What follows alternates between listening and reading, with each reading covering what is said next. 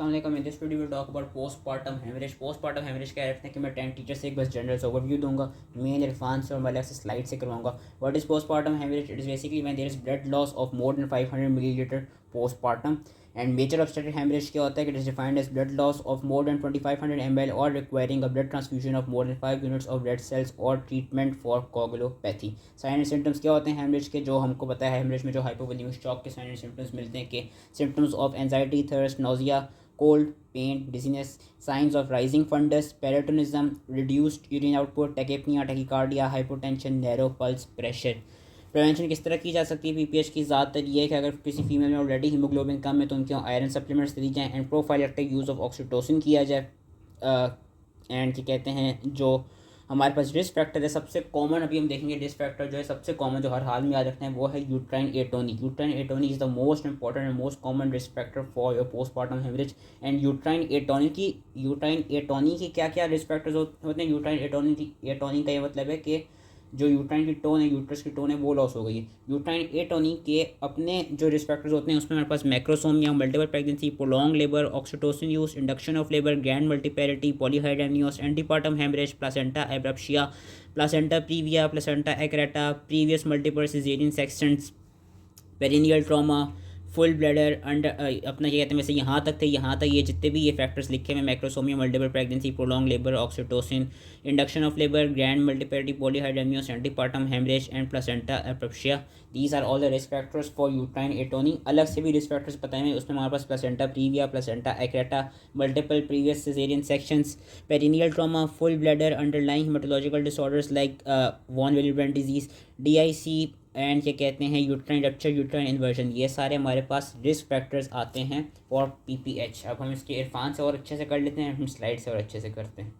So postpartum haemorrhage is the excess blood loss after delivery. ये definition हर हाल में याद रखनी है कि primary postpartum haemorrhage is when more than 500 ml is loss within the first 24 hours of delivery. Secondary is when क्या कहते हैं blood is loss between 24 hours to 6 weeks after delivery. And massive obstructive haemorrhage is when blood loss of more then 2.5 litre और requiring transfusion of more than 5 units of red cell bloods और correcting coagulopathy. Causes and risk factor सबसे common is uterine atony. And uterine atony के अपने क्या risk factors हैं? Macrosomia, prolong labour, oxytocin use, induction of labour, अलग से retained products of conception, placenta previa, placenta accreta, genital tract trauma, coagulopathic coagulation disorders, multiple prior C section, uterine inversion and uterine rupture. Sign and symptoms क्या मिलते हैं? वही hypovolaemic shock के anxiety, thirst, cold, dizziness and unresponsiveness वाले symptoms and signs में tachycardia, reduce urine output, tachypnoea, hypotension, reduce pulse pressure.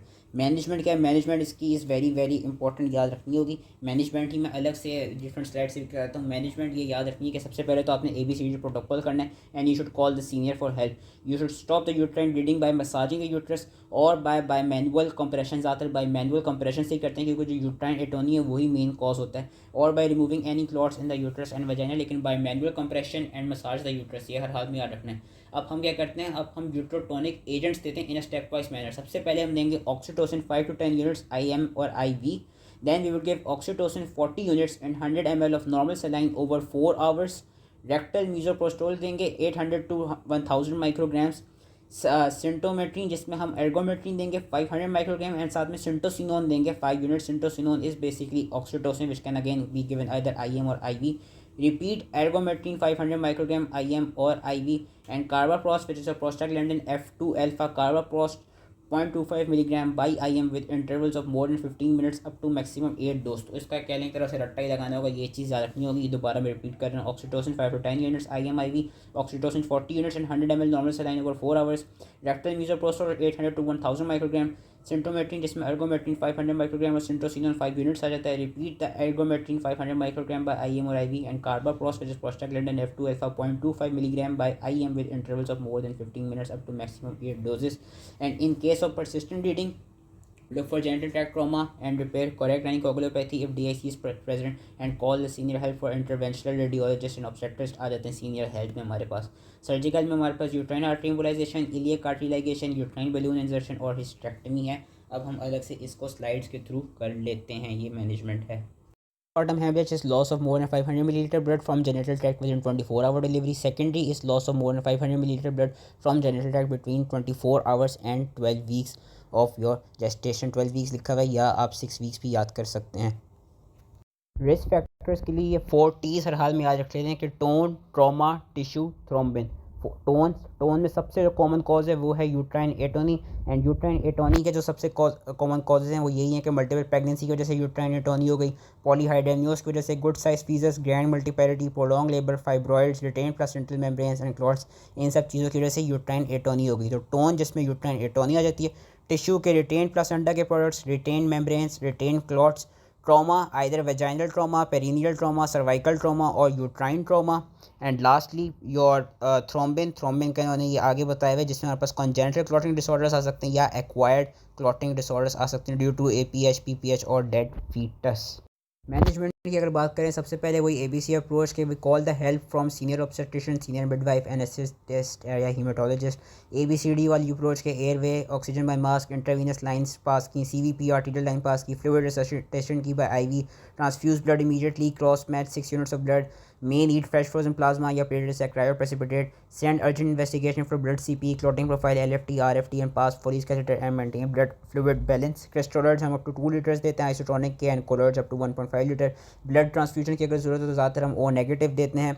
And fresh frozen plasma का ये बताया है कि अगर तो PT और APTT हमारे प्रोलॉन्ग तो उस केसेस में हम फ्रेश फ्रोजन प्लाज्मा दे सकते हैं 12 to 15 मिलीलीटर पर kg, या अगर प्लेटलेट्स की कंसनट्रेशन लेस दैन 75 हो दैन हम प्लेटलेट्स का 1 पूल भी दे सकते हैं। मेन जो चीज़ याद रखनी है इसमें, ये वाली अगर ना भी याद रखें तो खैर है, मेन चीज़ इस उसमें से हाँ बस जो कॉल फॉर सीनियर हेल्प है वो हर हाल में याद रखना है। मेन जो चीज़ है that is treating the cause, and treating the cause में भी जो यूट्राइन एटोनी है that is the most important cause के how will be treat the uterine atony. या अगर ये कि कोई और कॉज हुआ हो जो हमने 4 T's पढ़े थे कि ट्रॉमा, टिश्यू या थ्रोम्बिन का कॉज हो तो उसको किस तरह ट्रीट करेंगे। मेन हमने यूट्राइन एटोनी की याद करनी है।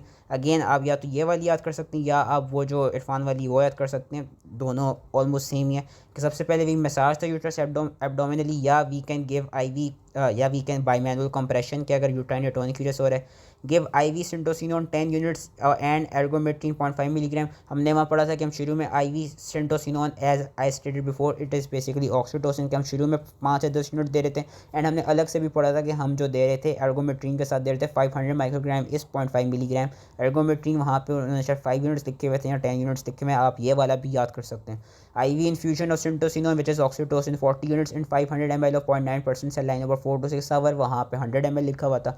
प्लेस पर rectal 4 misoprostol pessary 200 microgram each, 200 microgram each और 4 हैं तो उसका मतलब वही 800 माइक्रोग्राम की पर रेक्टल मिसोप्रोस्टोल बन गई। 800 से 1000 माइक्रोग्राम वहाँ लिखा हुआ था। इंट्रामायोमीटर प्रोस्टाग्लैंडिन F2 अल्फा जिसमें हमने कार्बाप्रोस्ट पढ़ा था 0.25 mg। And if it still bleeding, ये वाली चीज़ याद रखनी कि if still bleeding, intra uterine packing with ribbon gauze और hydrostatic balloon inflated with 300 to 500 ml of water, internal iliac artery ligation, B Lynch brace sutures, embolisation and hysterectomy. ये uterine atony की थी। एंड कभी कभी इसमें हमारा अलग से अगर हम जाएँ ट्रॉमा की अगर हम बात करें तो ट्रीट द ट्रॉमा के, अगर वेजाइनल ट्रॉमा था उसको रिपेयर करें, एपिसियोटमी की वजह से ट्रॉमा था उसको रिपेयर करें, पेरिनियल ट्रॉमा को रिपेयर करें एंड सर्वाइकल ट्रॉमा को रिपेयर करें। एंड जो हमारे पास रिटेन टिश्यूज़ हैं, रिटेन प्लासेंटा को हम मैनुअली रिमूव करा सकते हैं। रिटेन मेम्ब्रेन्स के लिए हम इवैक्यूएशन एंड क्या कहते हैं क्यूरेटिज करा सकते हैं। रिटेन क्लॉट्स के लिए भी वही चीज़ उन्होंने बताई हुई है।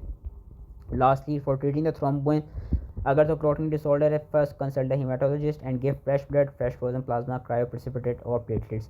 AMTSL की कभी कभी फुल फॉर्म पूछी जाती है। AMTSL की full form is active management of third stage of labour. इसका भी जो लिंक है वो मैं डाल दूंगा लिंक डिस्क्रिप्शन में। तो आई होप ये समझ में आ गया हो। मेन वैसे इरफान से अच्छे से याद कर लेना एंड थैंक यू।